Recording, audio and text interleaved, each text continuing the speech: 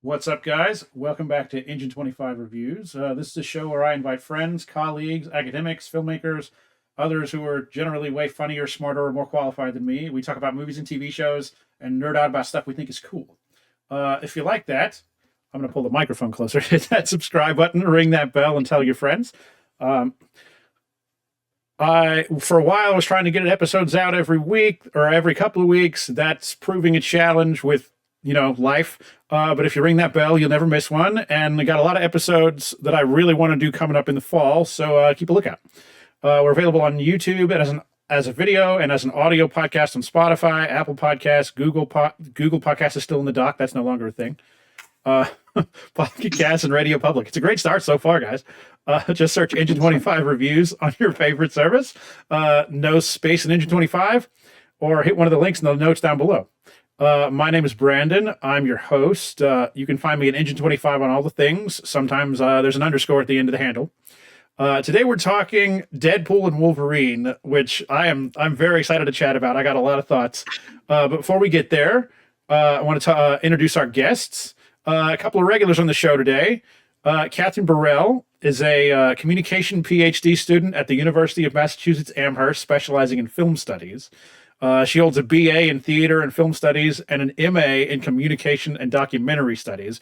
Her research interests include cinematic genre theory and popular films. So basically, she's just way too qualified to be talking about this kind of movie. And we also got my buddy Wesley. We work together sometimes. He's pretty cool. He runs a great YouTube channel called The Viewist. I didn't look to see what your latest video is, but I know you have some cool videos about ET. You do some interviews over there. It's pretty dope.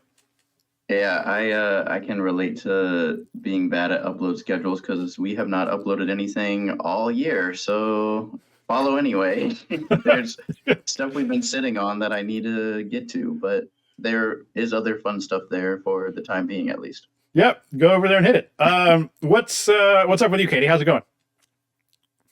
I am in the midst of the summer, trying to get all kinds of things together, progressing in my PhD program. So I'm generally tired and stressing about things that I have no business stressing about. I understand that life. When do you start school again? Well, does it ever really stop? That's a fair question. September. Okay, I dig it. And Wesley, you I don't know what's up with you. You watched anything good lately? Yeah, we just saw Trap on Friday night. And I think I'm going later today. You did? Okay. Don't spoil anything, but like, does it have a stupid twist? Shyamalan movies always have a stupid twist. I don't know that I would say that it has like a twist, but it did get to a point where I was like, I have no idea where this is going, and that was exciting. Okay. But it was a lot of fun. I had a good time. My wife liked it a lot, and we were both like super into it. I think I'm all about Josh Hartnett being and stuff. I loved him in Oppenheimer. So let's do it. He's great. He is back. Shyamalan is back, but I think Shyamalan's been back for a while. Okay, I liked 70% of Old. I like Knock at the Cabin a lot. I didn't get to see Knock at the Cabin, so that's fair. That's the most recent one, right? Yeah, and that was really good. I liked Splice, but Glass was embarrassing. Oh, Split, yeah. Oh, Split, yeah. That my bad. What have you seen anything good lately, Katie, or are you just schooling it up at all times? I mean, I took a break though, but I saw Twisters. Okay, I really liked it. I really liked it too. Yes, me too. I mean, I don't know if I was reading too much into it, but I was seeing like a total just like allegory metaphor for like PTSD and mental health issues. Whereas Absolutely. The first one is more about like, I mean, they're both about gender relations too, but anyway, it was just, I really liked it. And I was like, I don't just think that this is like a special effects, spectacular. It was really grounded. I really liked it. I liked it. I would say the first one is about PTSD too. Helen Hunt's whole motivation is her dad got sucked into a tornado. But I will follow up your note about gender relations. Guys, check. I'm going to plug in another show, the Bechdel Cast. It's another podcast. Google it on whatever your services are. And they talk about movies through a lens of feminism. And they had some like really interesting thoughts about like most of the time, they're specifically talking about the original Twisters movie. Most of the time that would be like the Helen Hunt role would be played by a man. So it's, because it's not, there's a lot of things about the movie that are a little different. And there's also about Philip Seymour Hoffman being way too horny all the time. Like, it's just like just sexually harassing the other woman. No, yeah, it's a whole thing. But what have I seen recently? I got a list here. I saw Longlegs last week. Guys, this ain't it. I wasn't a big fan. It's just like it starts out as a really interesting like murder mystery premise, and it lost me about halfway through. I was on board a little longer than you for like, because it's split into like 3 parts. They do like a chapter 1, chapter 2, chapter 3, and the first 2 I was like, this might be an all-timer. This might be my favorite movie of the year. And then part 3 came, and I was like, this just went down like a full start for me. It was rough. The ending was very bad. And everybody's talking about Nicolas Cage, and that was disappointing. He looked a little weird, I guess. I just watched Maxine last night. It's not as good as X, but I thought it was great fun. And then on my birthday weekend, a couple of weeks ago, I went to see Fly Me to the Moon with Scarlett Johansson and Channing Tatum. I liked it a lot. Like it's kind of goofy. It's like it's based on some things that happen, and there's also like some alt history components to it. But it's a really cute, kind of funny rom-com set against NASA of all things. Channing Tatum is back. It made me so nostalgic for the South. I left feeling like I'd like regained like my Southern card. So we almost lost you there for a second. We regained your Southern, and then Southern card. So, okay, excellent. Yeah, citizenship to the South. You're like a Bostoner or something now, or it's so painful. Back to today's topic. We're talking about Deadpool and Wolverine. It's the latest movie from Marvel Studios and newest entry into the Marvel Cinematic Universe, which is a weird thing to say, looking back at history of non-Marvel Studios superhero movies. Deadpool and Wolverine was directed by Sean Levy, written by Ryan Reynolds, Rhett Reese, Paul Wernick, Zeb Wells, and Sean Levy. That's a mouthful. Big list there. Released on July 25th, and as of today, which is Sunday, August 4th, a little over a week, it's been out. It has grossed $658 million, and that might be without Saturday's numbers. I'm not sure how. I don't think that includes yesterday. So, right before we hopped on, I read that it just passed Passion of the Christ as the highest-grossing R-rated movie.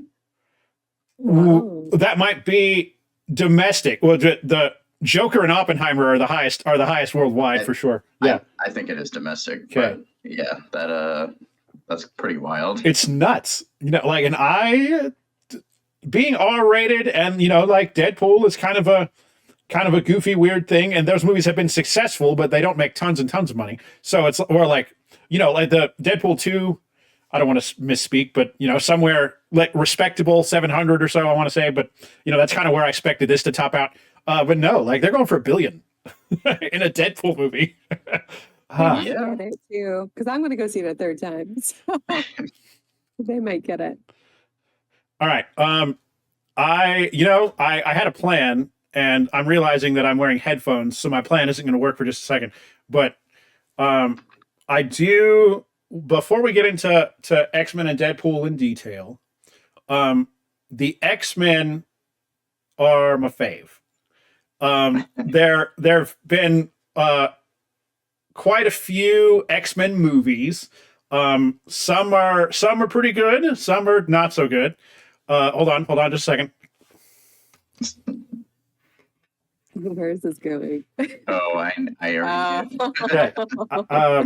I'm not gonna keep this on very long because I don't think I can hear you guys talking. But no, yeah, and I probably sound terrible, but it's a No.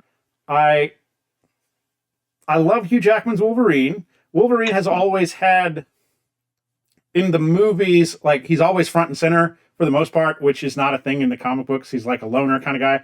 And they talk about that, but even still, he's always a star of the movie because I guess you don't get Hugh Jackman if he's not on the top of the call sheet. But I just X-Men movies, they've always had their ups and downs, but everyone loves Hugh Jackman's Wolverine. I love it too.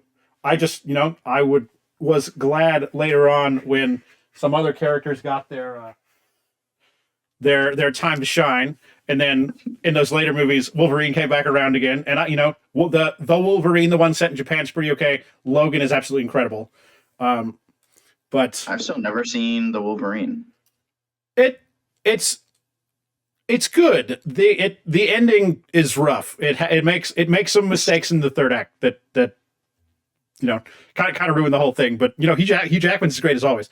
I will say that I have before, like growing up, I was never a fan of Deadpool.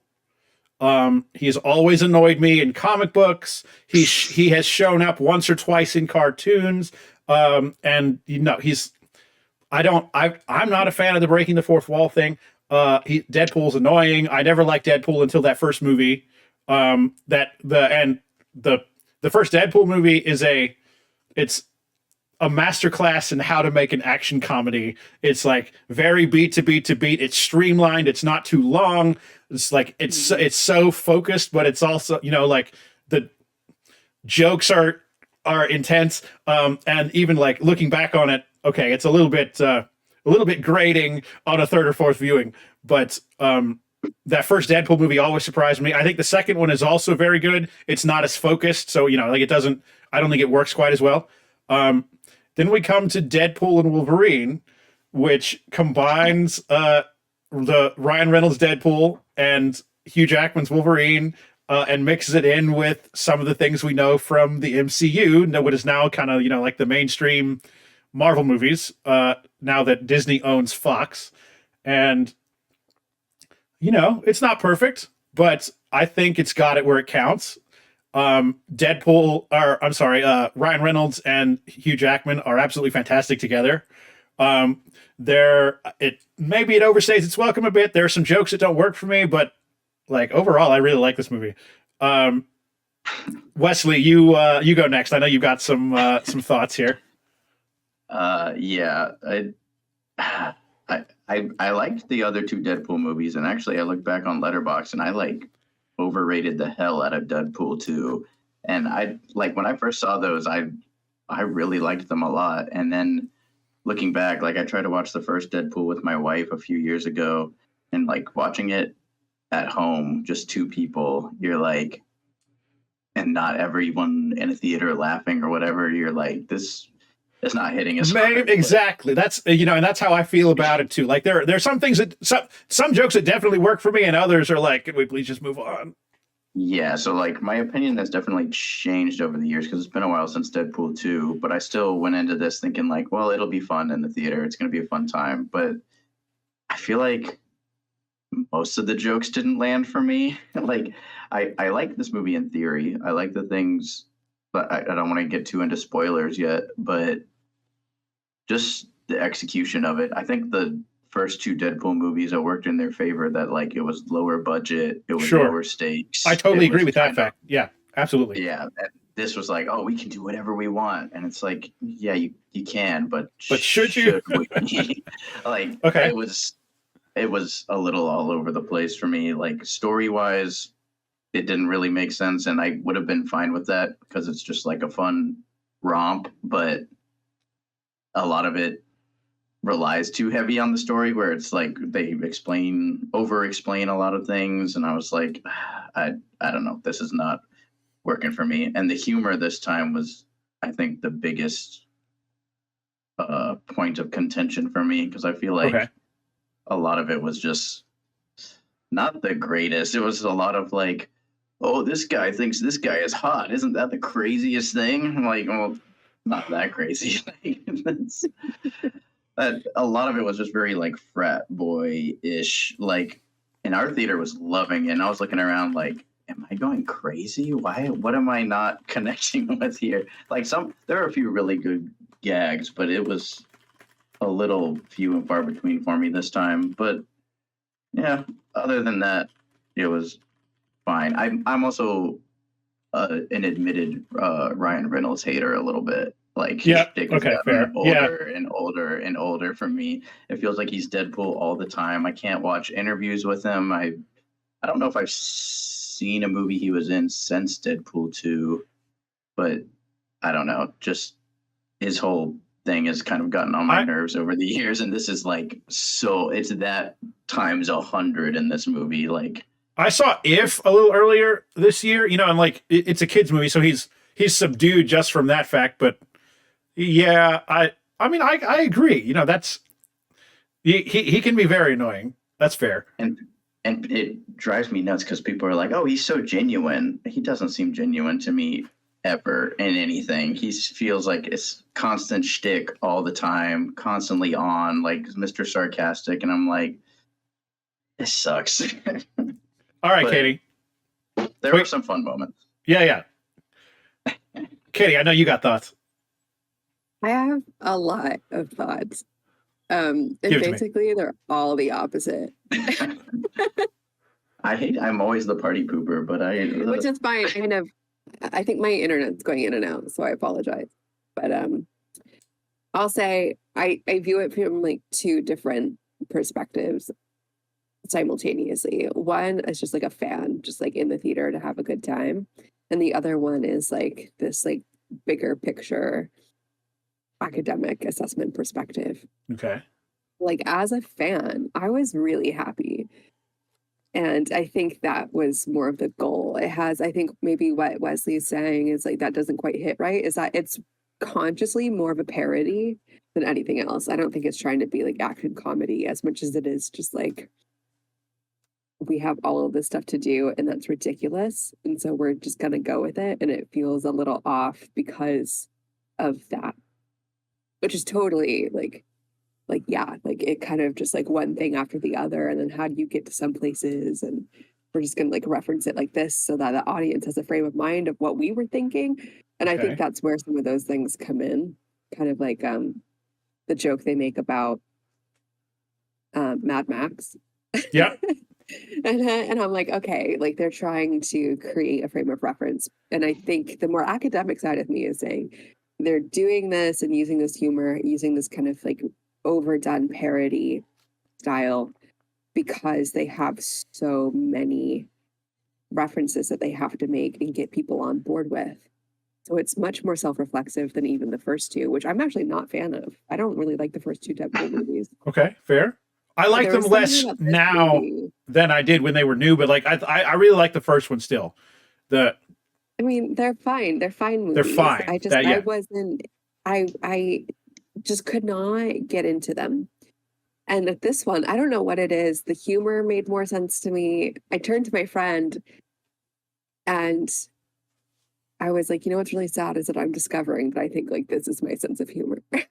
Can I add? Some of it is like not great and some of it's like but I'm like I like genuinely think that like the reflexiveness within the humor, like especially with the stuff like in the post-credit scene, is like that's hilarious to me. So it's I was gonna throw a crack and it's like you're just all up in horny jokes, but so I will. I mean, sure. I'll follow up because do you think that there's a lot of stuff here that a lot of jokes made at the expense of the MCU and of Disney and like and I think that the other Deadpool movies were making those kinds of jokes too, but about itself or about X-Men or about other things. Like the fact that you're more in on the joke, do you think that helps? Right? I'm just asking. I'm sorry. Oh, okay. There you are. Do you think that like that you're? I'm curious if you like maybe you're just more in on the joke now than you were before. That might that might be part of it. That's a really good observation because Okay. literally those industry kind of things, those questions, that intertextuality, that stardom power, like, do I need to know that this is Ryan Reynolds kind of thing? You know, do I need to know what's going on in human's life? Those kinds of things I have a lot more context for. So yeah, especially with all the cool Easter eggs that they brought in, I was like, I understand this now. Thank you Yeah, I so mean much. that's what. There's a lot of in jokes here, and I think that might make it less accessible. Like, and that might have made the other Deadpool movies less accessible for people who aren't me. You know, like for and I'm not even going to say that all that stuff even works, but you know, like they're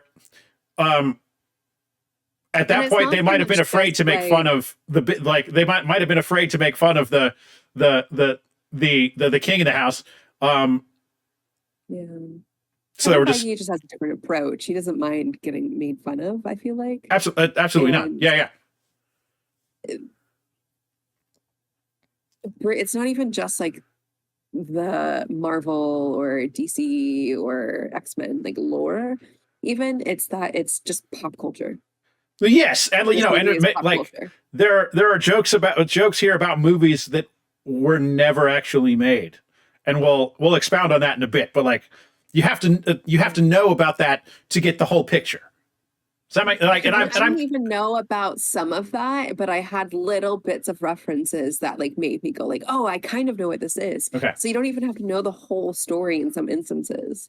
Okay, and that's what. Yeah, like, dude, are you come up later. If you're laughing when you don't always, you know, get what they're pointing at, that's good. You know, like that makes the movie more accessible. Ultimately, more people can still enjoy it.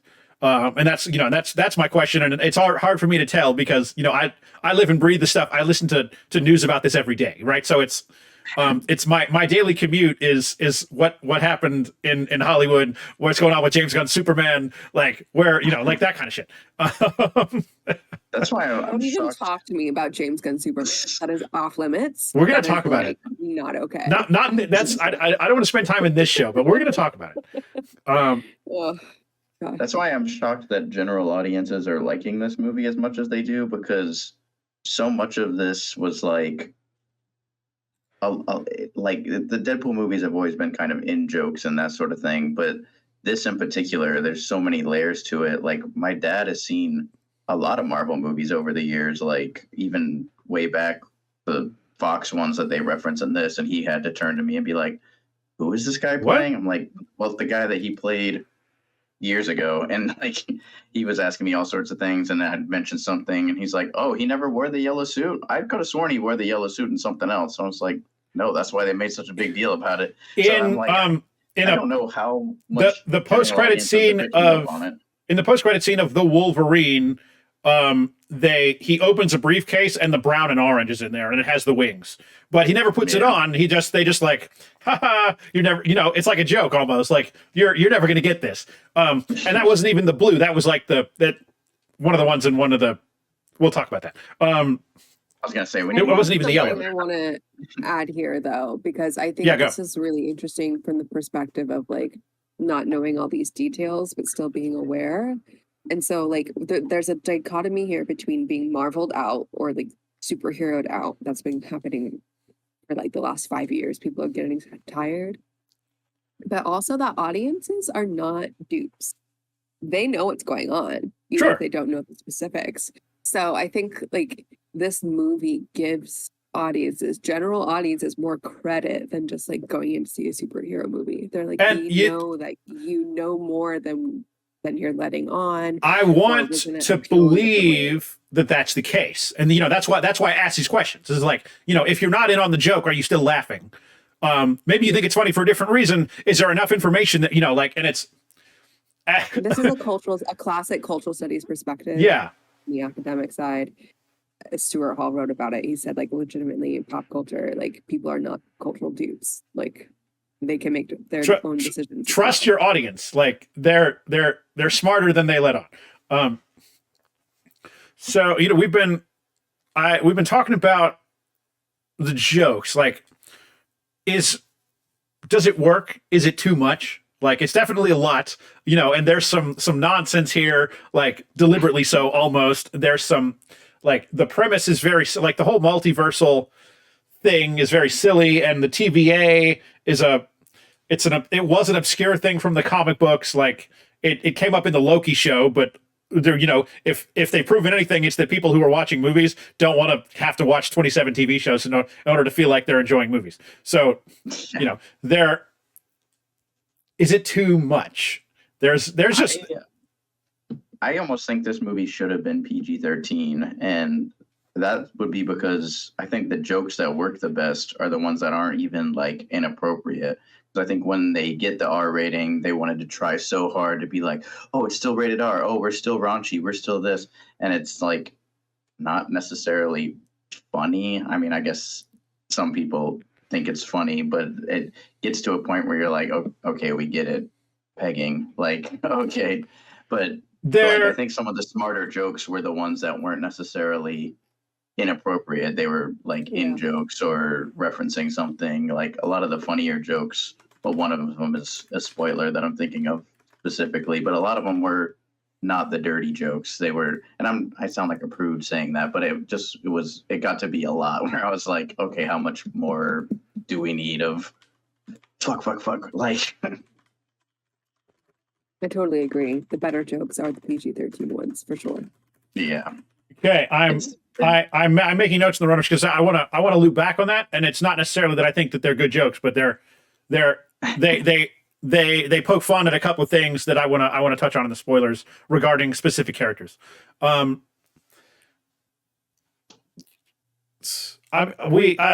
basically, so he's just like, Deadpool is just Ryan Reynolds, so if Ryan Reynolds isn't your thing, Deadpool might not be your thing. So I'll be honest, the real reason I was excited for this movie was we were going to get more Hugh Jackman as Wolverine.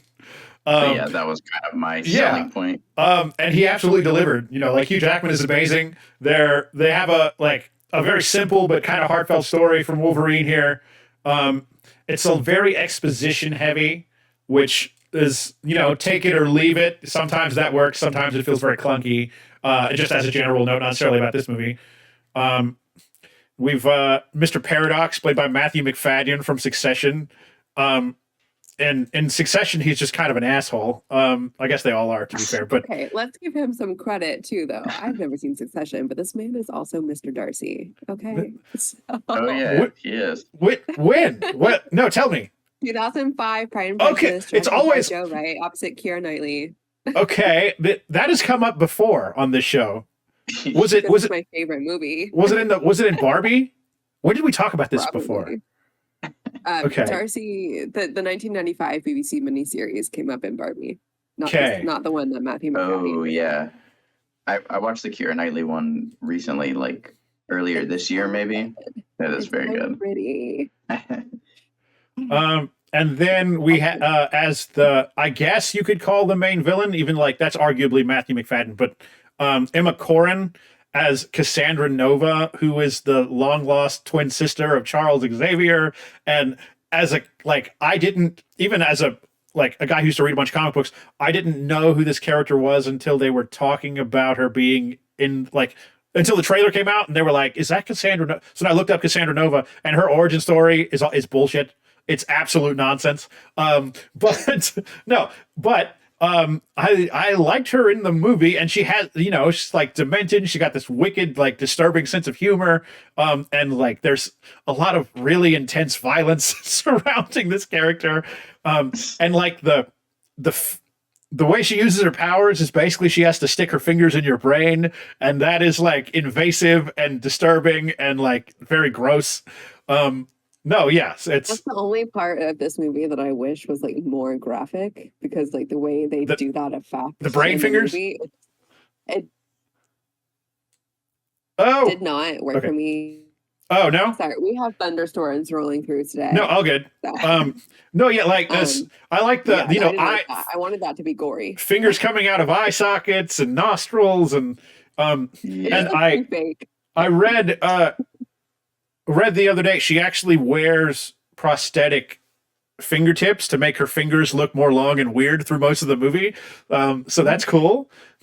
Sometimes that effect looked cool, but sometimes it just looked like little cartoon fingertips coming out of the other side, and I was like, All I okay. could see was hot dog fingers. Everywhere. Everything Yeah. everywhere. Everything everywhere all at once. I mean there's another multiverse story. But yeah, I have I know she played Diana in The Crown, but I haven't seen those. I've only seen the first like 3 seasons of The Crown. Um, but so I had never seen her before, and she's cool and weird and kind of scary and kind of gross and like kind of horny. No, it's just like it was. I don't know. It was cool.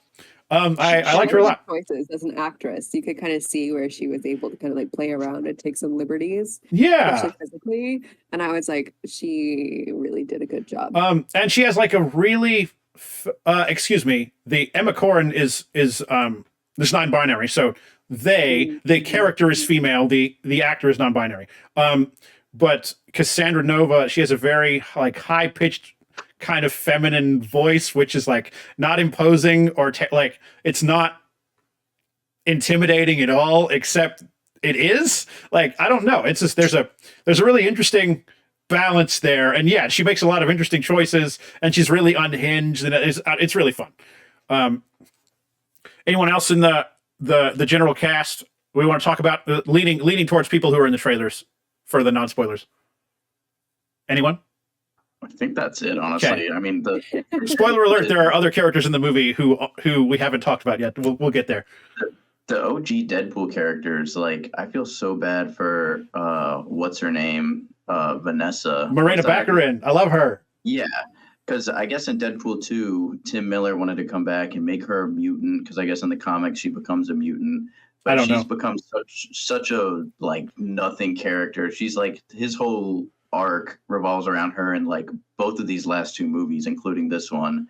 And she's like, if you had never seen any of the other Deadpool movies and just saw this, which is probably a lot of people, I would guess, because this movie's like doing gangbusters, like she's such a nothing character, and I'm like, that kind of sucks. I would hate, like, she's honestly like the second or third lead in the first one, and now she's like a glorified cameo. Yeah, how does than like other cameos? How does Peter get more screen time than Vanessa? Yeah, That's yeah. It's very strange. I will totally agree with that fact. She's really underused, because she's really talented, and that actress can be very funny. Yeah, that's the part of the screenplay that really doesn't work for me. I've just the whole like plot. Because there's no stakes. Really. Yeah. Is there stakes are very difficult in a multiverse story, and that's why people are bored by it. I felt like both of their arcs, Wolverine and Deadpool, like his whole reason being like, oh, I screwed up in my universe, and his whole reason being like, oh, I'm trying to be better for my girlfriend who dumped me or whatever. Like they both felt very like half-assed storylines to me, where it was like, well, we got to have like something. Let's just give that, but then let's get back to the fun stuff. And it was like, well, then why even bother at all? Because especially Wade Wilson's whole arc, like, just felt kind of like a retread of the last movie to me. Like Deadpool 2 was very similar. I honestly don't disagree with you.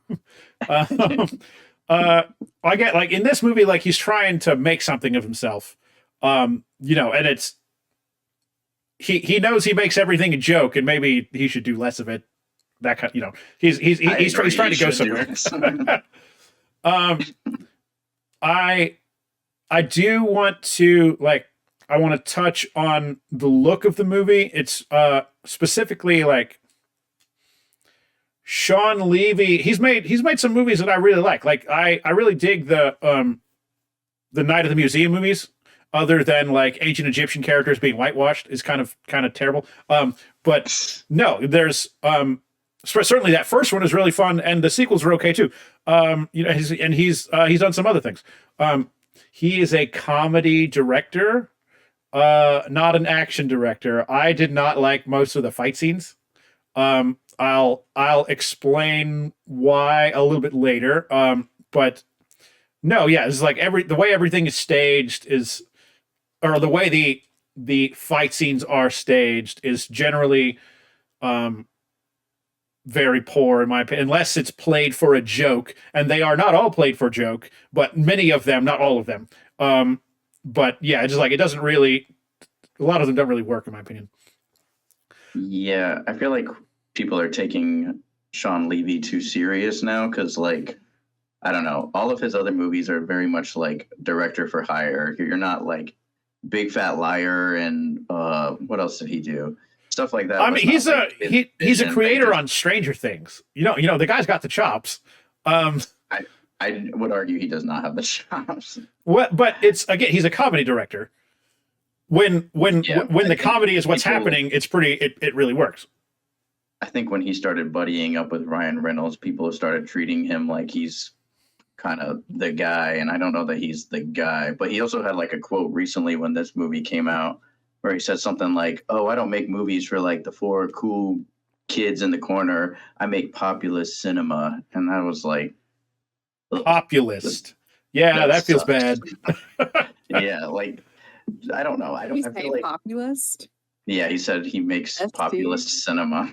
Yeah, he meant popular. I don't know. It was such a weird thing to say though, because I'm like, I don't think like Steven Spielberg makes popular movies, but like I don't think he goes out to be like, oh, this is for everybody. You just, I don't know, you make what you want to make, and then if it connects, then like that's great. But I think what he means that I can maybe help translate is that he makes genre films that are very specific, because that's what genre really equates to is popular.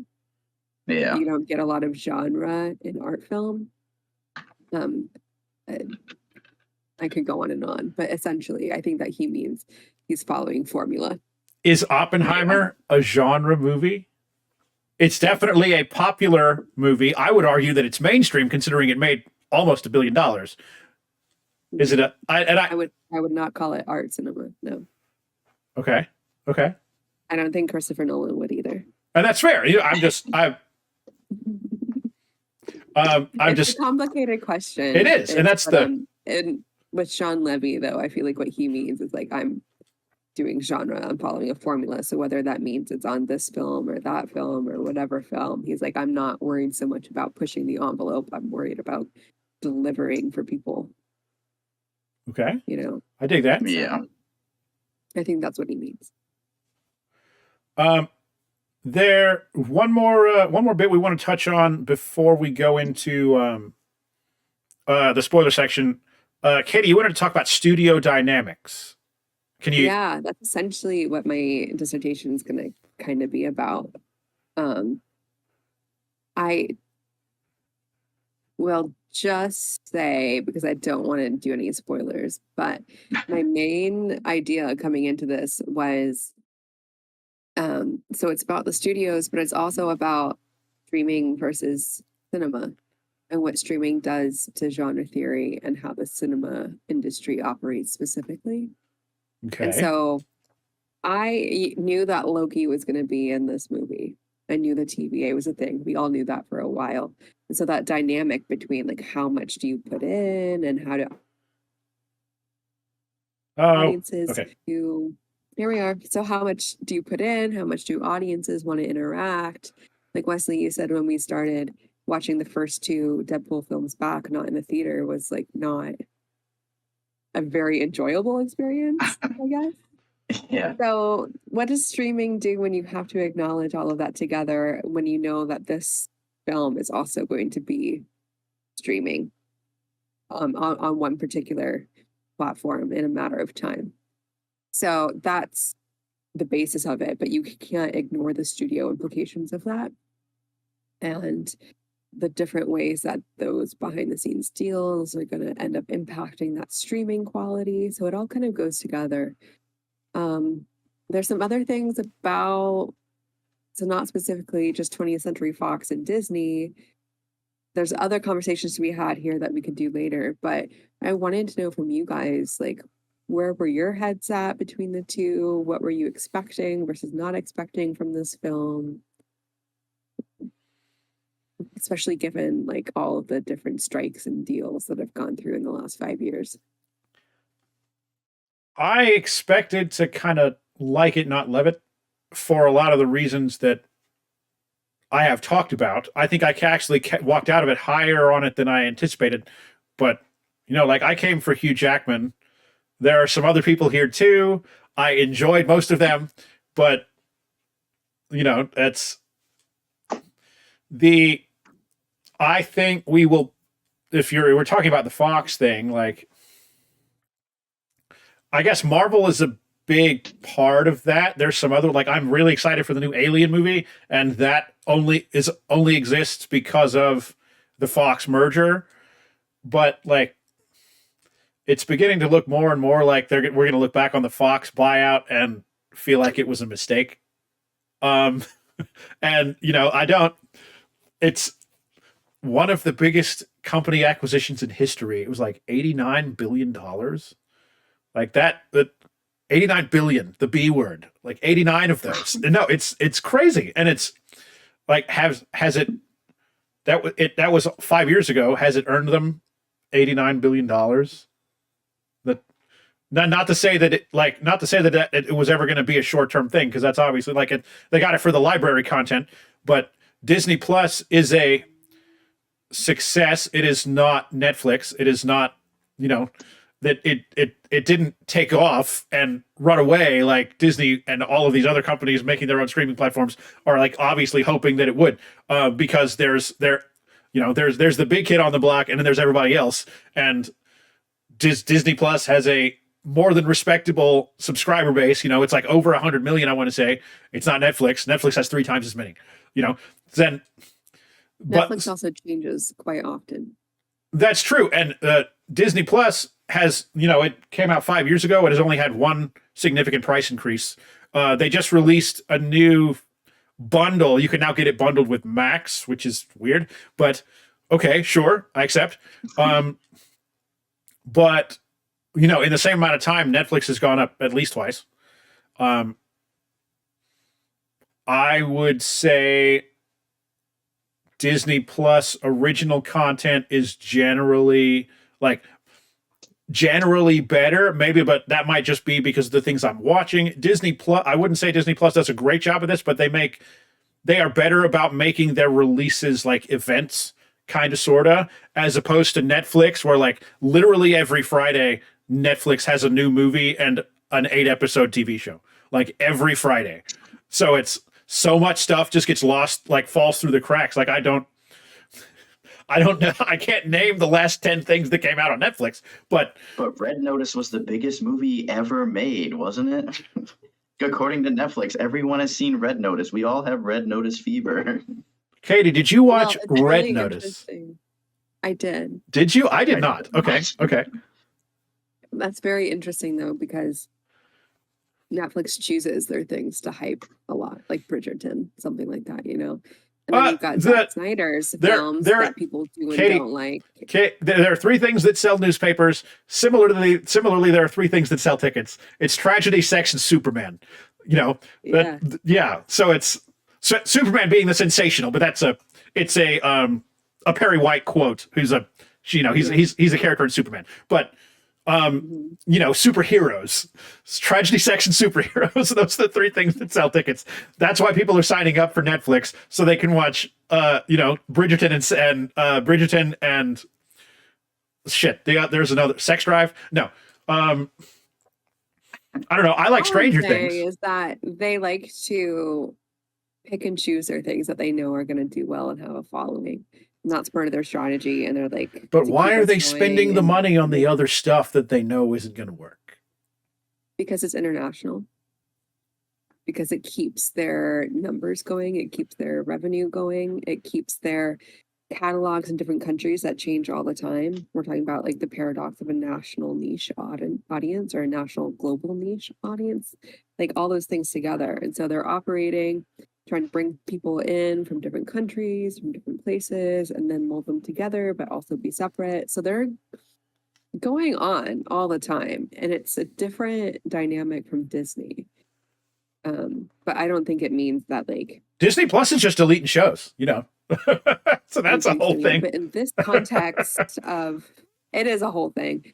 But in the context of superhero stuff, you've got this weird ecology happening between different companies and streamers, and nobody quite knows how to deal with it and how to measure that success, which is why I'm questioning streaming so much. Because what I had wanted to say was that you've got Zack Snyder making his like passion films, and those are on Netflix, and he still immediately gets like a director's cut now, and people do and don't like them. And he had said, like, after the Barbenheimer thing, he was like, just as many people saw my film on Netflix that went to go see Barbie. Like, that's another one. Numbers come out the same. I didn't watch. But how do you measure that success? It's completely changing the game. Well, so the fact that you're right. The there streaming in here is and different.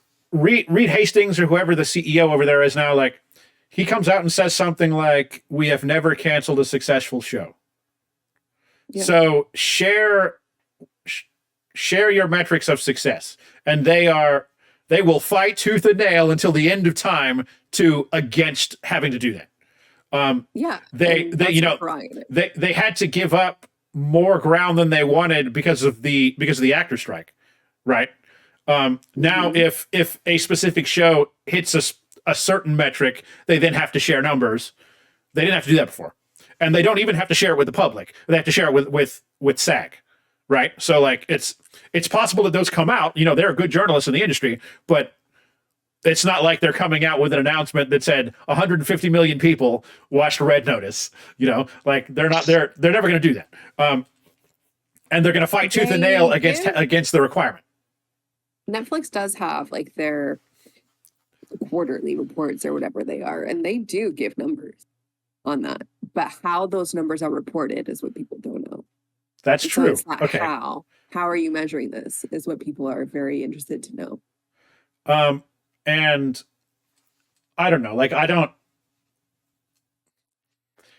the Discovery buyout merger with Warner Brothers is a big weird thing, and they're, you know, like any number of projects that just don't exist anymore because of that mess. And the guy over there who I don't want to name on my show, he's just like, he comes out and says, "We don't believe in big budget streaming content." So like, you know, it's straight up, and it's okay. Asset number 3 is not going to get you enough subscribers to offset the budget of that asset. It's because you're not selling an asset, you're selling a library, and throughout the entire 100 years of Hollywood, it has always been this asset, this movie sells this many tickets, and we can match those up and say this project was successful.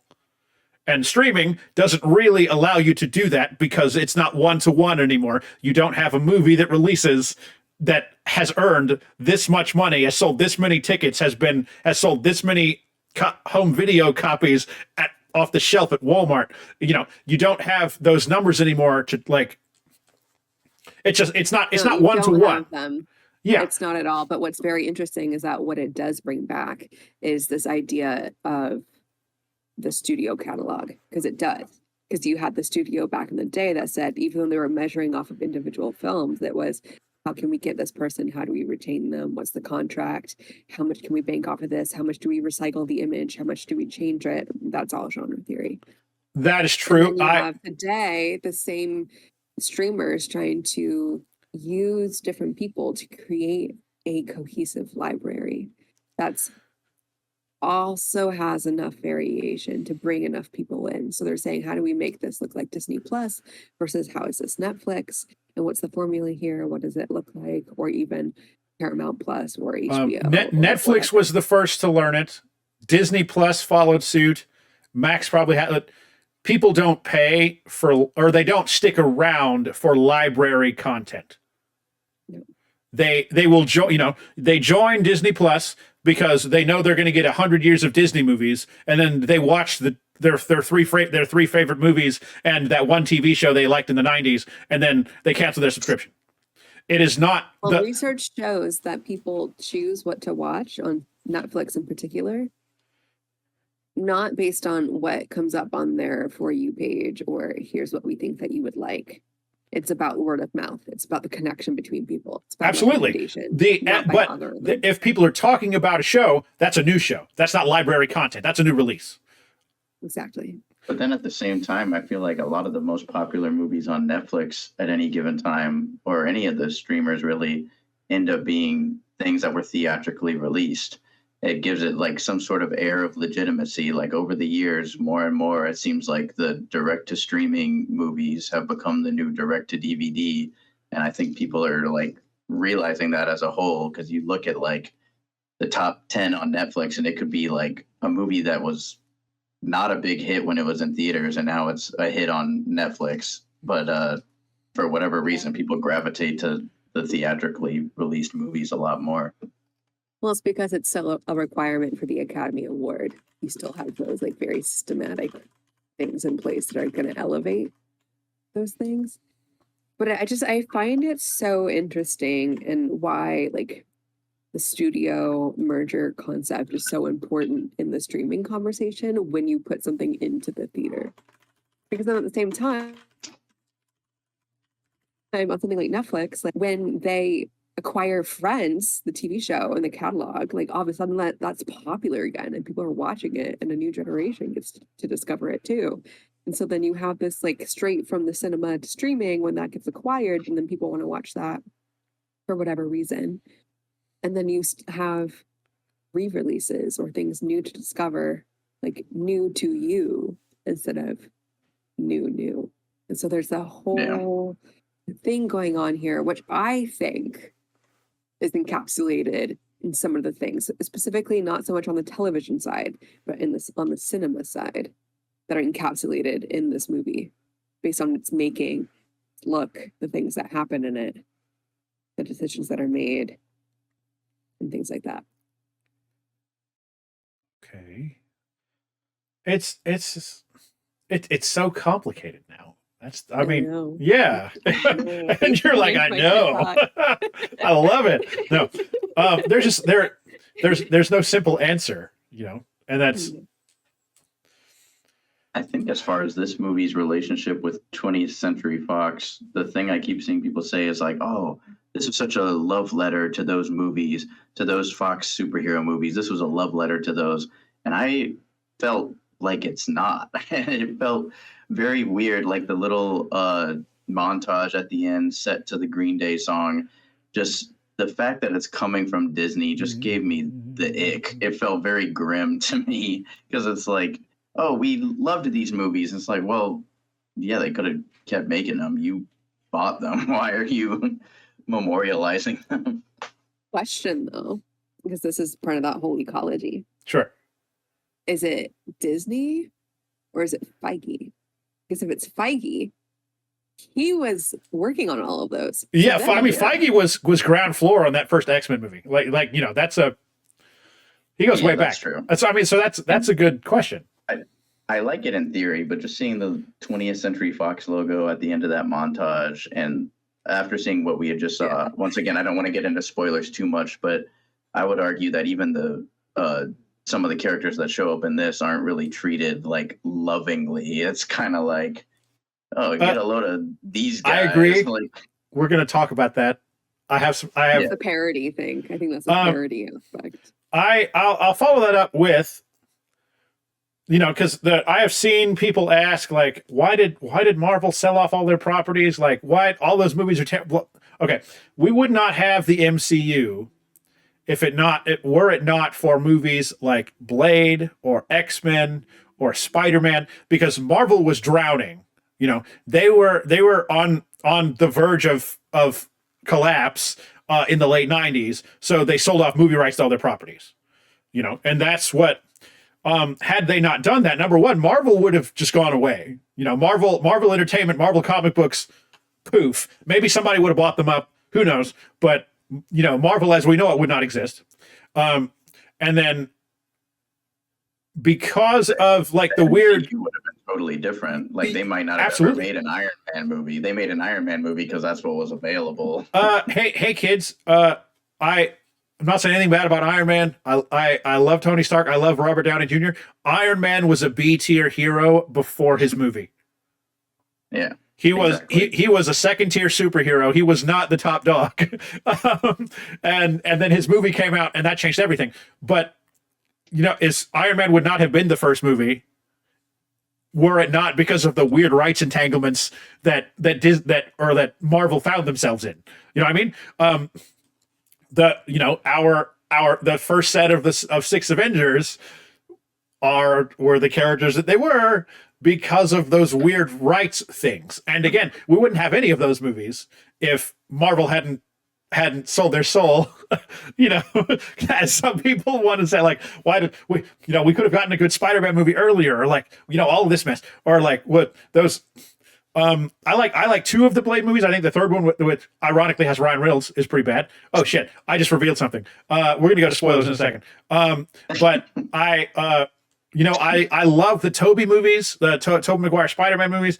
I really like a lot of the X-Men movies, especially those early ones. Like the X-Men 2 are great. They reset it later on with First Class and Days of Future Past. Those are all great. So it's again, like, it just.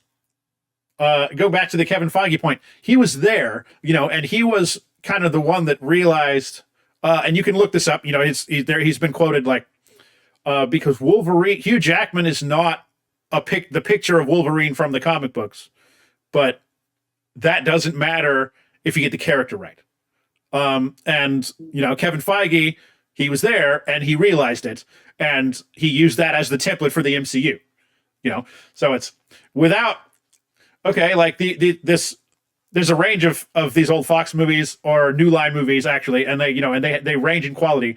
But had they not existed, like, Marvel wouldn't exist or would be very different. So and I think Feige definitely appreciates that, and that's how this movie happened, and certainly that's how that in credit montage that we get right at the end happened.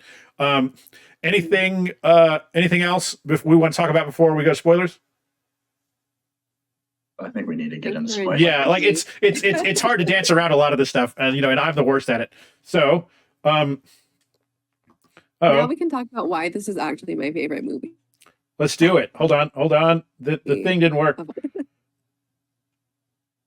I see. I said now we can talk about why this is my favorite movie of all time. Yes. Like, we're real. Graphics are failing me, but yeah, guys, from here on out, we are talking anything. We're talking cameos. We're talking story beats. Any of the, so if you haven't seen the movie, I definitely recommend you go check it out, and then you come back and finish. I was gonna say, I need to find a piece of paper and write spoilers on it. I can just fold it up. Yeah, I got it in here. I'll make it work. There it is. I just had to find because for some reason my button didn't do it. I was looking for a post-it note. Anyway. All right, Katie, you got things to say. Katie just made a bold declaration, and that this is her favorite movie of all time. So I would like her to expound. Let's start with what we already know. All right, Matthew McFadden, Mr. Darcy, my favorite movie, Pride and Prejudice ever. So he's here. I love that for myself.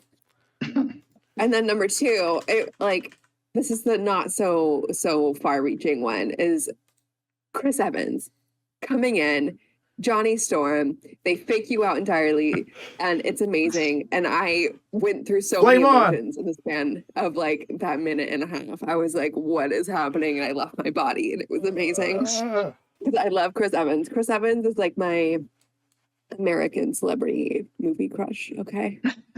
But then you jump the pond, and then they reference Warner Brothers, and they bring in Henry Cavill. The Cavalry! As Wolverine. And they acknowledge it all. Right? About how he was treated at Warner Brothers, all of it. They don't leave anything. So this movie has like literally all my like movie crushes. It's got Matthew McFadden, it's got Chris Evans, and it's got Henry Cavill. It's a dream. It's a literal dream. I think I will be like dreaming about this movie like during the semester when I'm really stressed out and I just need like a nice reprieve. This movie will be my dreams for those 3 reasons. Yeah, the Chris Evans cameo I was excited about. I really like the Fantastic Four movies. I don't know about the second one, but I like the first one. The first one honestly has some moments that I feel are like right up there with being as iconic as the Tobey Maguire Spider-Man movies a little bit. Not as good of a movie, but it has its moments that are really good. But hey, there he is. Yes. But Thank the you way so much for that. the way they treat Chris Evans in this movie, I feel like just using him as a punching bag and as a punchline, I was like, that's such a bummer, dude. Because like, I would rather be watching that movie right now. Like that's a better looking movie than this in a lot of ways. But I don't know. That's was the major one where I was like, I'm so shocked that the fans are like, oh man, this is such a love letter to those movies when they're like, oh, Johnny Storm, just wipe him out real quick. He's a dumbass. And you're like, oh, I did liked just him. watch those two movies. I watched them because of this movie, and I was like, I'm so sorry, Wesley. I thought those movies were awful. I probably have some nostalgia bias. I'm not gonna lie, but it has its moments. There are moments in that first one that I think are really cool, and then the Henry Cavill thing is fine. It's funny, but then when you get into like Channing Tatum being a main character in like the third act, I'm like, which was funny. I think I would have liked that a lot if I hadn't already been worn down a little by some of the Ryan Reynolds of it all. But when we're doing cameos of or like the Cavill one is one thing because it's so quick, but then when Channing Tatum is like a main character for that whole part and he never even played the character, I'm like, what are we really doing here? Okay, so I will I got some things to say. I am here we go. Are you gonna work?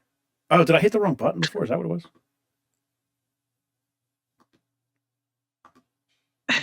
Here we go. Oh yeah.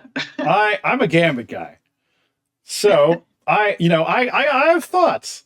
For those who don't know, or for if you're listening on podcasts, I'm showing off my they're slightly becoming invisible due to the chroma key.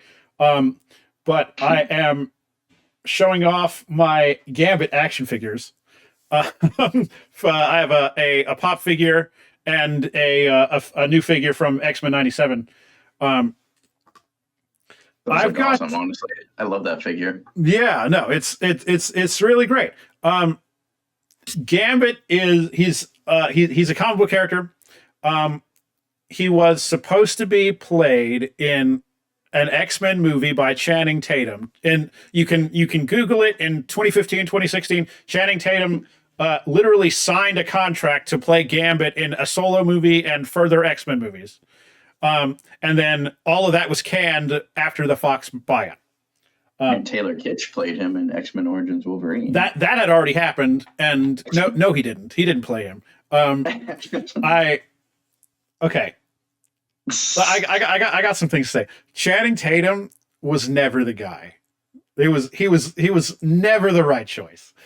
They picked him because he was hot at the time, and he was he wanted to do it. Like he was, Channing Tatum came out and said, "I want to be this guy," and like people wondered how the accent was going to work. Turns out not well, but I think it's in the movie. In this movie, I think it's intentionally more distracting than it probably would have been. I don't like the costume in this movie. Like, sure, comic accurate.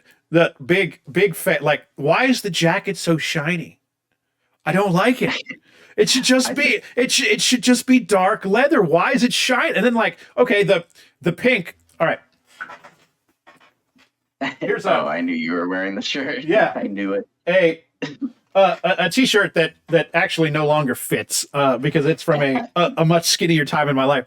But it's the pink armor is fine. Like his powers are pink, whatever. I had always had concerns about the way the cowl would look in live action, and maybe it's because Channing Tatum is like too big a dude. Like Gambit is usually kind of lanky, right? He's a thief. He's supposed to be agile. He's not like a big muscular guy, and that's kind of how I think of Channing Tatum. But like the cowl doesn't work. Just like put a bandana around his head. Like he's got long hair. You gotta do something with it. But like they did my boy dirty. I think the whole thing was. I think it was all purposely done. The costume, the accent, and everything was purposely done just to be funny. Like, but was it fun? Why is he talking about his dad's testicles the whole time? That's not what Gambit talks about. Gambit talks about making beignets. it was all like that. A lot of people on Twitter are taking it like very seriously, and a lot of people taking it seriously in a way that like they liked it. They're like, "Oh, this is the perfect example of Gambit," and like It's not though. This is like an SNL parody. It absolutely, and I laughed. He's the guy. It is what it is. It fits in this movie, but like if this was going to be the first time my boy was in live action, like okay, I don't know. Like I guess you can count Taylor Kitsch. They fucked it up then too. Like they did my boy dirty. That's all I got to say. All right, my Gambit rant. I'm moving on. We don't have to talk about it anymore. I'm meant to though. I'm gonna stand by that. Like on some level, at least they know it. They know it's supposed to be ridiculous, and if you want to take it seriously in a good way, you can. If you want to take it seriously in a bad way, you can. Either way, it's just fun. Sure, and I get it made me laugh, or at least when I saw him, I was like, oh, they're doing this now. And I actually knew who it was. I had a Captain America Avengers 1 moment. I was like, I understood that reference. Thank you. But my friend who I saw it with the second time I saw it, she'd never seen a Deadpool movie or like an X-Men movie. She knew some of the Marvel stuff. And then Channing Tatum comes up and it takes her a moment. And then she says to me, is that? Oh, did I freeze again? No, you're back. Oh, good. It's usually just for a second and it catches up real fast. Anyway, she was like, is that Channing Tatum? And I was like, yeah. And then she goes, but what is up with this accent? Like she could not get past it. But I'd already seen it. I knew that they were going to poke fun at it. And so then she was like waiting for me to answer her kind of. And I was like, just don't. I don't think you necessarily have to go with the really deep voice. It's a dialect thing. So like it needs to be a French speaking actor. You don't like, he doesn't have a deep voice in the cartoons. It's not even French though. It's Cajun. It's Creole. Cajun. Yeah. Anyway, so then she's like, what about the act? Like this, like, I don't like this. Like, what the hell? And she's like trying to whatever. And then I knew that like 5 minutes later, they were going to like poke fun at it themselves. Yep.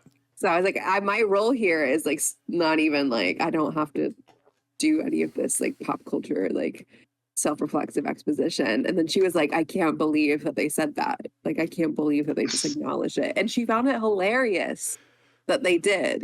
She was like, thank you. I felt seen, I think. Yeah, I think it was just like one of those moments. If we'd actually gotten the Channing Tatum Gambit movie back in the day like we were supposed to, I highly doubt he would have looked or sounded like that. I think this was just like, let's make it as comic accurate as we can, no matter how ridiculous it's going to be. They have all the important bits. Like, okay, like he wears the coat. He's like the pink chest, and then like he's got fingerless gloves on. If you understand how his powers work, it's because he has to be able to touch things. But it's just like the cowl doesn't work. The jacket's too shiny. I have thoughts. Yeah. You said it exactly right. It's the SNL version. Sure, exactly. It fits into this. Like, and they. They spend too much. He spends too much time talking about his dad having sex and talking about like like I don't even know if I was born here or like any of that nonsense. Like, are you sure you didn't just really want them to call you Gambit? That kind of stuff. But it's. I'm just salty because this is the first time that like it's the closest we've gotten and it's still so wrong. But it's all like you're absolutely right. Like that's not the point. Like we'll probably get a good Gambit in one of these movies later down the road when they start like actually including the X-Men and all this. But like I've been waiting for 30 years and this is what we got. I feel like this makes it so much harder now to recast the X-Men and make like an MCU X-Men because I don't know, this movie is almost too much fan service, and now that they brought Hugh Jackman back, you already see it online where people are like, "Oh, just make him the Wolverine in this universe. Make it him and Daphne Keaton till you're 90." Yeah, exactly. And it's like, I think that's the problem when you start like giving into fans as much as this movie does. We saw it with the Justice League shit too, when they were finally like, okay, Snyder cut. Now are you happy? No, we're not. Restore the whole thing. We want more. We want this. We want that. And when you give into the fan demands like so heavily, it just never ends. And it's gonna just, I don't know. I feel bad for whoever gets cast as Wolverine or as anybody, because it'll just be a never-ending. Like, why not Hugh Jackman again? Why not this? Why not that? And this, I don't know. This is gonna. It's making it harder to move on because of this movie, I think. The only, I don't necessarily disagree. The only way we can know is to see what happens next. You know, like we have to see the next thing before. Well, yeah, I guess they are doing a good job at moving on now that they've cast Robert Downey Jr. as Dr. Doom. I don't think we have time to talk about that because we're already over an hour into this mess. We can come back at the end if there's some time left. But we also got Wesley Snipes as Blade.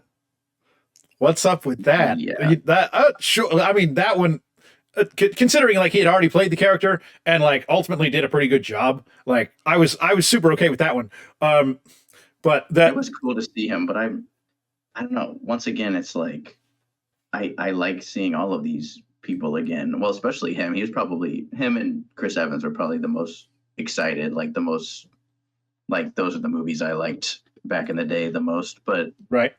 Like, is it worth seeing them again if it's in something that doesn't look as good as the movies that they were originally in? They're just there as like punchlines or punching bags. Like, I don't know. I don't know that it's worth bringing them back for that. And people are very excited of like, oh, Blade was so cool in this. And I'm like, well, he's cool in 3 other movies that were that he is cooler in and looks better action sequences, better everything. I understand that like SNL version-ness of it, because like that it's still so far removed from like the original films. You know what I mean? So it's kind of like comma and within the whole thing instead of just like, but it looks so much better back then, or like why even bring it back? It's like because it's not really bringing it back. Yeah, at all. That's what I would reflecting. That's what I would like to think. But then you see comic book Twitter go nuts over like, oh, this was so cool, and oh, this, and I'm like, was it cool? I don't know. I think. I don't know. I was all about No Way Home, bringing back the Spider-Mans. I was very excited about that. But then some of these just felt like we're scraping the bottom of the Spider-Verse thing that's like a real thing in the comic books. Like and it was handled very well because there's good templates for it that already existed. Like I want to expand on this team here. We also got Jennifer Garner as Elektra from the Ben Affleck Daredevil movie, and apparently Ben Affleck's Daredevil has died unceremoniously, and she was just like, "No, oh, he's dead. It's okay."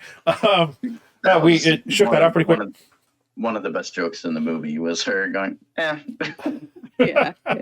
My friend that I was with knew the Elektra movies. I've actually never seen them, but she loved getting to see Jennifer Garner do it. She was like, you should go. She was like, her movies are not great, but they're beautiful. You know, like she's like, go watch them. Yeah, that Daredevil movie is campy and fun. I like that movie. Moving on. Even bad movies from back then, the action scenes, the cinematography look better than like the best fight scene in this movie. We're getting there. We're getting there. You're just thinking about that movie. There's another actor that's in 03 Daredevil that's also in this. John Favreau played Foggy Nelson in the 2003 Daredevil movie. Yeah, and he's been Happy Hogan in the MCU, but that was not his first comic book character. We got Daphne Keane back as X-23. Her name's actually Laura. But like, why did they reveal this in the trailer? Why? Yeah, like a week before the movie came out. Yeah, there's just like, and then so then you immediately know this is what's going to get Wolverine to fight. Like, for people who don't know, X-23 is at least a 50% clone of Wolverine, and his arc in Logan culminates with him saving her and a bunch of other kids and bleeding to death. So having her, and she's obviously grown up, and like with the multiversal scrambled eggs nature of this, like we don't for sure know that it's the same Laura from the movie. We don't know how long she's been there or how old she actually is. Like, presumably, if she has the same mutation as Logan, like she could be 150 years old. We would just never know.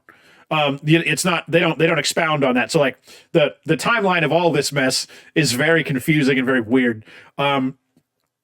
Just because if that's how the multiverse works, but no, it's like, and she's the one, and the big moment is in the trailer. Like, what? Yeah. Why? Like, literally the thing she says that convinces him to fight was in the trailer. Like he would. Who was like at that point being like, I don't know if I'm gonna see it. Oh, Daphne Keene's in this, so I guess I'll go see it. You're absolutely right. Everyone and it's not even, I'm not hating on the beat. Like in the movie, it's played out wonderfully, but it's like, why?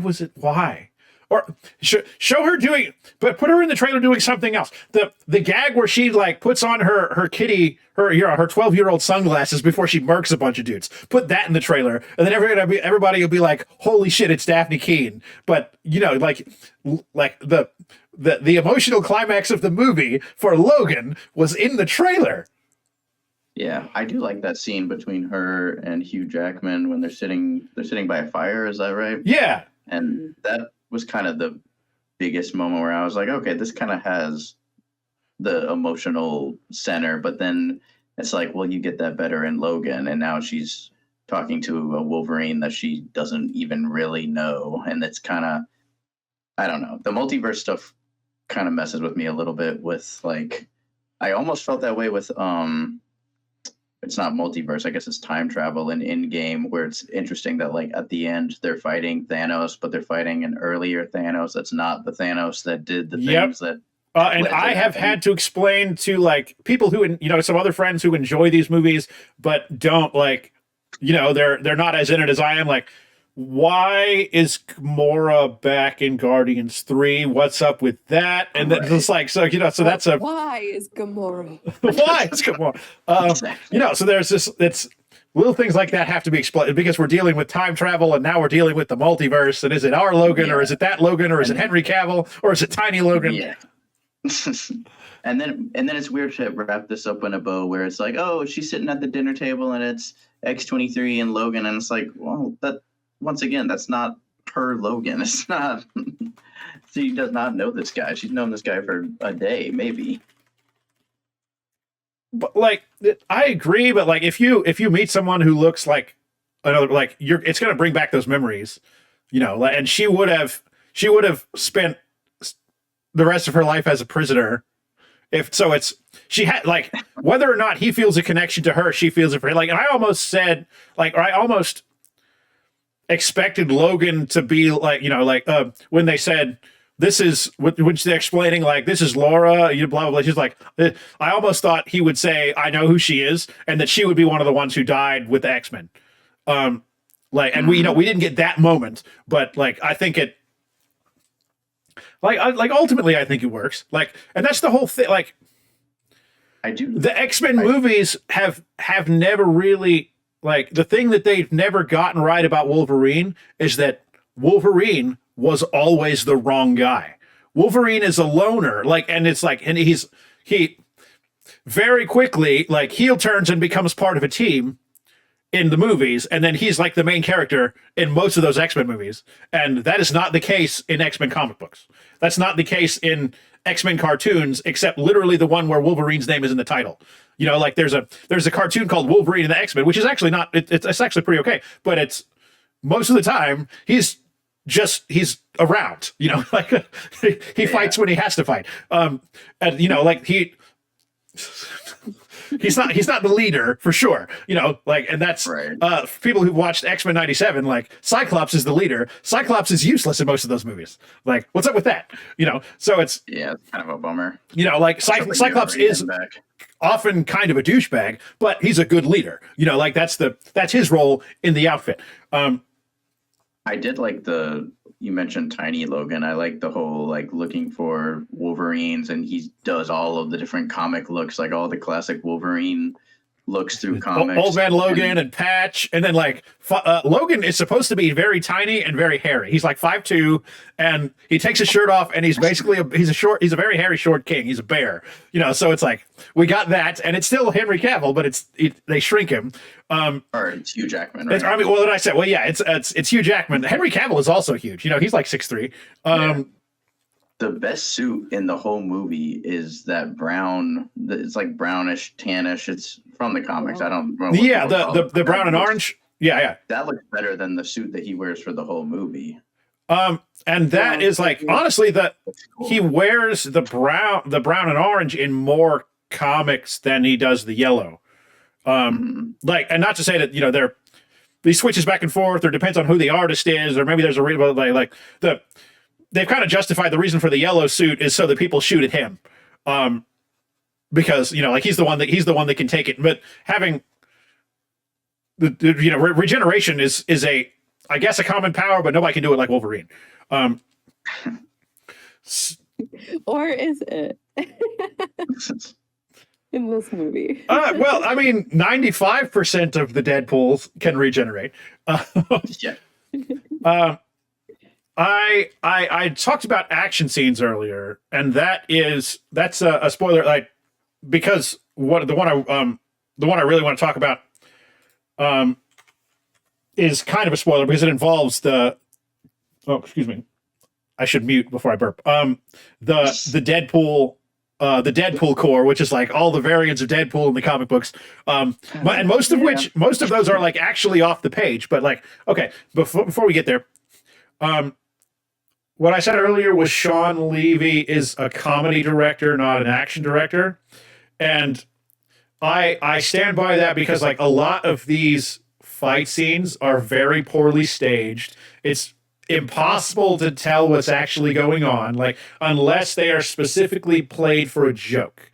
Like the ones that I think really work are like the when Deadpool and Logan are in the van, and then Logan just like explodes and tells Deadpool all the reasons that he sucks, and then they get into like, you know, like, and then they fight in this stupid like Honda Odyssey. You know, they break through windows and they're breaking limbs, and like he ties them up with the seatbelts. Like, and I think that's hilarious. You know, like, and it's played for like physical comedy more so than actual action. I've never related to a character more than Hugh Jackman telling Ryan Reynolds why he's so annoying, especially in that moment. I was like, somebody said it. And the biggest joke of all is that you can't die. But then you get to the big team up action scene, right? It's like, okay, it's shaky cam. All the villains are in black armor. All of the hero characters are in dark colors. The only person you can see is Gambit, and it's not because of the costume, it's because he has a glowing stick. So like they go to a wide shot, and the only person you can see is Gambit. Like, and I think there are cool gags here, like Laura cutting some people up, or like Gambit puts a card on 5 people and then they all blow up at once. Like, yeah, like they're so. But, you know, specific beats work, but like overall, like if it goes to a medium or a wide, you can't tell what's going on, you know, and that's a huge problem. I was surprised how much of this was done on like physical sets. I keep seeing a lot of like behind the scenes, and it's like, oh, they built this set and this set and this set. And I'm like, then why did it not look better? And then the other one that I did really like is the dolly shot with like they're going down the street and the bus where they're fighting all the Deadpools I was talking about before. Has anybody seen Old Boy? Specifically the older one? I haven't, but I know what you're talking about. Yeah, the one that doesn't have Josh Brolin. Yeah. Yeah. So like there's a fight in a hallway and it's the same like slow dolly to the right. Like, and I guess you could like Zack Snyder has done something similar in like 300, but that's very Zack Snyder. It like rushes to the next and then there's a slow-mo mode, but no, it's just a slow dolly down the street and then they go up in the butt like, and I think that really works. But again, that one's played for laughs. You know, like we as the audience know they're not going to get anywhere because all these people are going to stand up again. And you know, but it's absurdly violent and it's like referencing like one of the best action movies ever made. Like it's but like other than that, like I didn't like the opening scene, like how they I liked that. All right. I thought that was fun, but I am so sick, and it's funny that I'm saying this because I was all about this gimmick for the longest time, like the fun pop song set to a fight scene. Like I was all about that, and like Kingsman has done it a lot, but like this was the death of it for me. I think every needle drop in this was so like the most basic songs you could ever possibly choose. And I was like, why? Like they That's played. what makes it so fun. I was. I loved the opening sequence. I was bopping so hard. Well, And, you know, the film industry and the pop music industry are inexplicably intertwined. Maybe I'm just offended because he's like desecrating Logan's corpse, and I don't like that because Logan is awesome. But like, I don't. They did it. I don't mind the like. I don't mind the dance or the song. Like, and then I don't know, like the dolly shot I was talking about before with the Deadpools, like that's set to the blowjob song by Madonna. Like it's played for like it's played for laughs, and the music choices aren't my issue with it. I just like. It's all poorly stated. Like, and the opening was very like, did you get a 3D screening? Like, I hate that shit. Like, stop throwing stuff at the camera. Yeah, that's there was a lot of that. I don't know. I feel like the best needle drops are ones that like maybe everybody knows, but I always like it when it's like a song you wouldn't expect, but also like a pick you wouldn't expect. Like. That's why Guardians of the Galaxy works so well. Yes, like, absolutely. No, James Gunn, you can tell like crafts. He writes them into the script. He even says like, "Oh, this is the song I want to use for this and this and this." Like it's like well crafted. There's thought put into this, and all of the songs in this just felt like, "Oh, you know what would be random? What if we did Madonna?" I'm like, that random. Yeah, and it's always like it's not like a deep cut NSYNC song. It's like, oh, bye. Yeah, okay. the one NSYNC song everyone knows. That one has been in an X-Men movie before. Has it? Yeah, in X2 when they're all in the car, like driving away after most of the X-Men got captured, and there's like uncomfortable silence. So Pyro, who's in this fucking movie for some reason, he reaches up and it's like, all right, I can't sit in the silence anymore, and he turns on the radio and it's bye, and Logan immediately turns it off. I do not remember that, but that's pretty good. Yep. So I don't know. It's a mixed bag. Like the fight scenes in this movie are like there are two really good ones that like I said, like they're the ones that are played for jokes and that are less like the ones that don't have any stakes are the ones that work. And is that a problem? I don't know. That's just my read on it. I didn't go into this movie expecting John Wick. Sure. Know what I mean? So I mean, I'm not in it for the action. I think action's important, and I think it's a skill to be able to do it really well.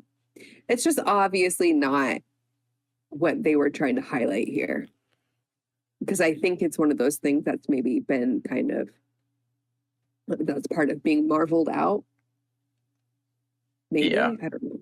But I don't know. It just doesn't really bother me because sure, the whole situation of it and the pop culture references and the culmination of those cheekiness is like what it's about. I don't disagree with that. And you know, I wasn't expecting John Wick either, but like they have done action very well in the MCU many times. It's been a while. I don't think they've ever really done it well in Deadpool, though. Do you know what I mean? The X-Men movies used to, though. Like the old X-Men movies have like cool wire work and like. Yeah, It felt more some of those are a mixed bag too, because they also have the same problem where like everyone looks exactly the same. So like in comic books, the reason that superheroes don't wear the same uniform is so that you can tell them apart on the page. They're color coded, like they're literally color coded, and that you can always see what Logan and Deadpool are doing. You can't see what anybody else is doing, and that's that it's a movie about Logan and Deadpool, but you have all these other characters that you've introduced that are helping Logan and Deadpool. So, I don't know. Everyone just looks the same, and that's problematic. But like there are other ways to go about it. I don't know. It's been done well in these movies before, and I guess that's what the Guardians Volume 3 one shot, that final battle, that's all in one take. That's good. No Sleep Till Brooklyn. Yes. That's mostly CGI, but like that's fine. Like if it's as long as it's cool and it's fun and you can tell what's going on. That's probably the last really good fight scene in a Marvel movie, unless I'm forgetting one. But that's good stuff. Can't forget about the cat scene in the Marvels. What about Dogpool? You mentioned the cat. What about the dog? I don't give a shit about Dogpool. What? I just like it's just so ugly and it's just like licking him in the mouth while he talks. Ugh. That was kind of funny, but they were trying so hard to make Dogpool happen, and there was somebody in our screening that like every time this dog showed up was going, "Aww," and I was like, "All right, let's calm it down a little bit. Let's take it down and like." Katie, have you ever had pets? Do you even have a soul? Yeah. Of course. Only sometimes. It's on my off days. My soul comes back to me. No, I grew up with pets. But, yeah. Super fun. So, ladies and gentlemen, I guess to catch you up, I lost internet, which means I temporarily lost both of them. We are back now. I had a question before moving on, and then I'll get Wesley back on screen here. Emma Corrin, I like, and maybe I could be wrong, but her character Cassandra Nova, like, other than, well, I don't know, a lot of her jokes were like sexual in nature, and I'm curious if that like bothered people or if it was like, like it's a female character, and sure, like she's horny too. It is what it is, but like, is that? I guess it was surprising. I guess it's surprising to me. Like of all the weird jokes in the movie, like I don't know. Like, so I guess her whole thing is like very invasive, right? Like she sticks her finger, like she's a telepath, but she like literally has to stick her fingers into your brain. So it's like it's invasive and penetrative and like uncomfortable. And I think the humor around that is intentional. When Pyro's like ask once in a while, or like, it's very like, there you are. I don't know, like it's very like thematically sexual in a way, like almost like. In the Alien movies, there's a weird sexual undertone to the way the alien behaves, but they never talk about it that way. It just is, And I just like, it's something that I noticed, and I'm curious if you picked up on that, or if you had any thoughts on it, or I'm just overthinking it. I think it's wonderful that they're allowing women to express their sexuality even in comedic ways. Like we don't always get that in mainstream movies. Is that? I was curious. Maybe I'm overthinking it. Any thoughts? I don't know if you're overthinking it so much as like it hadn't occurred to me to question it. Sure, and maybe it shouldn't. I'm just, this is why I'm asking. This is why I asked the panel, because I don't know. It's an interesting question. That's why I think it's because I didn't even like now that you've said it, I'm like, oh yeah, like when have any like female characters in like superhero? I mean, no, like she's like sexual jokes. No, yeah, like she's joking about. Think about it.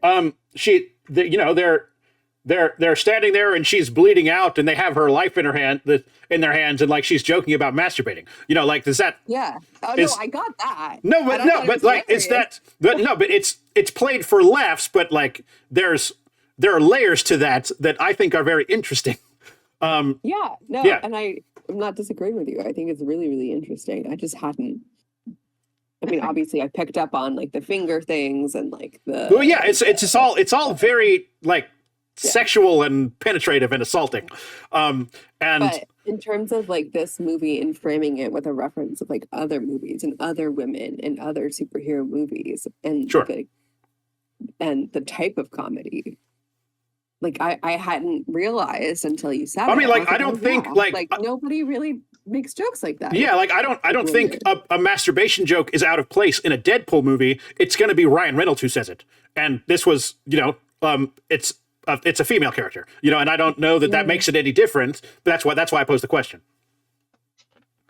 I mean, there's the joke about there's the International Women's Day joke in the first Deadpool movie and that sort of thing. I mean, he's just gonna sneak a sex joke in wherever he can for these movies. Like any cheap laughs you can get, it's gonna get thrown in there at any chance they get. Yeah, so I don't think it makes quite a difference for that reason, Okay, whether it's sure. Emma Corrin or Ryan Reynolds or whomever saying it. But it is an interesting thing to think about with the layers of the character and how they represent it, and then how much they give her to say versus somebody else. I mean, it's an interesting question in the scope of like where else do we see that? Sure. I think even like you might get, maybe not in a comedy way, but in like an acknowledging like the female sexuality might be Jennifer Lawrence's character in Mystique. Yeah. So I think that might be the closest that you get to it, but even then it's not comedic. So, Well, yeah, they don't play that for laughs. Like she's naked and that makes people uncomfortable. But I was gonna say maybe I don't Hela in Thor Ragnarok, yeah, maybe.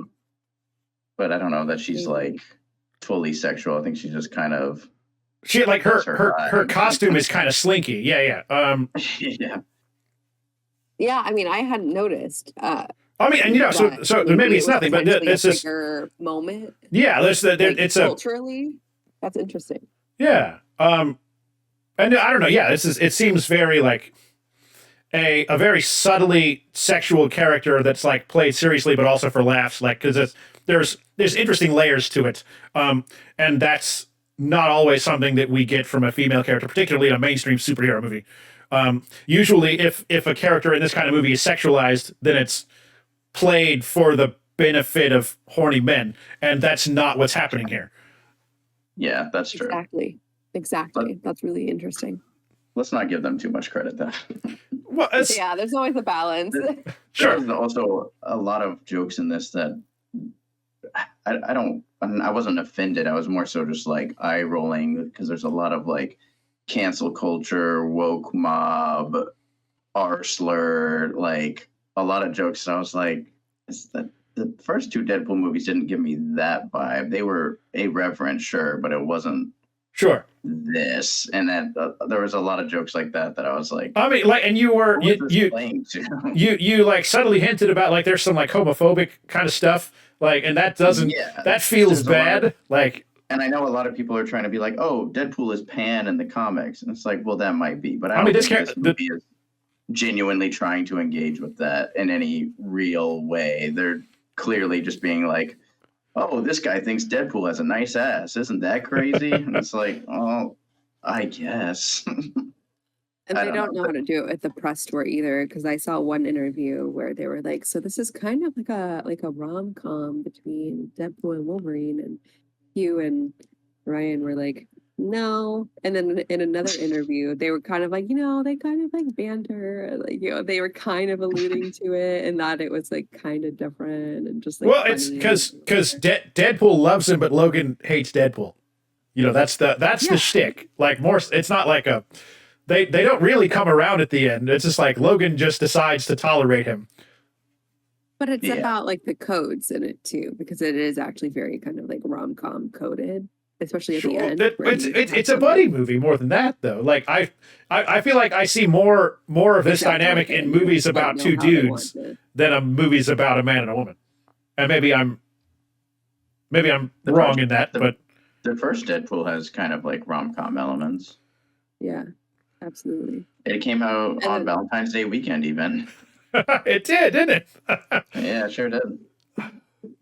so I mean, it's just interesting because that's how things change and stay the same. Is between like how are you going to treat it here versus there, and they just couldn't really decide how much they wanted to lead into it or not because some of it is definitely coded rom-com-y, Sure. just to be able to code it that way and be irreverent and like just do the thing.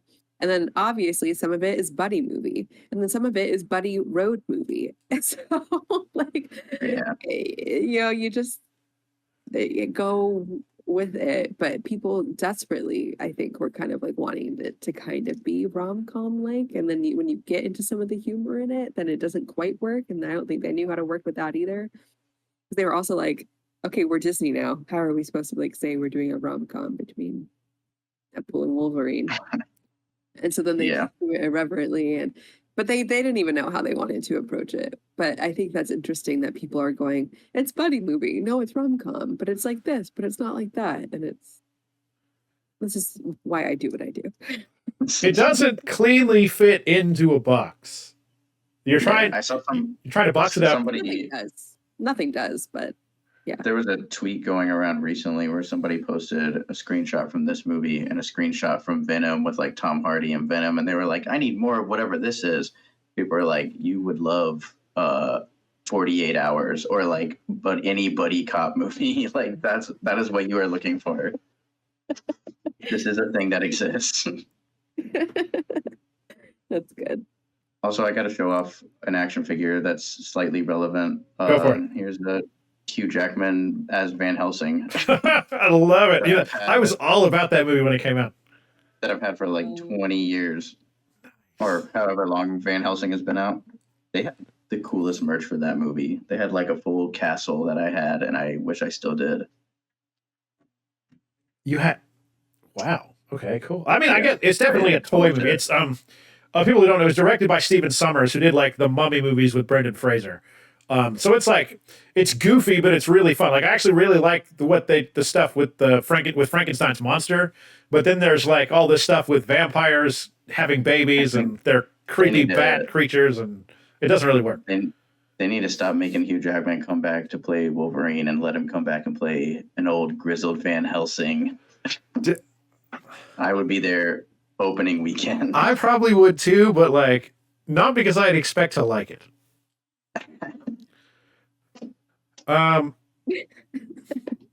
That I think was all the things I wanted to touch on. Is there anything else either you wanted to talk about? We have we're at an hour 46, and I guess we're going to shave 2 minutes off of that because my internet went out.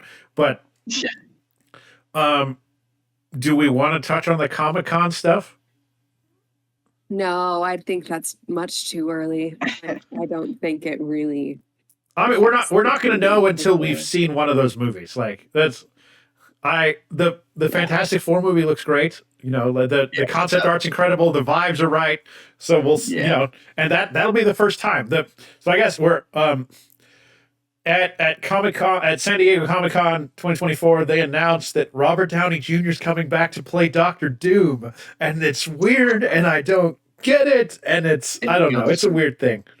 It feels very desperate a little bit, but I'm also like slightly intrigued. So I have no doubt that he could play the character.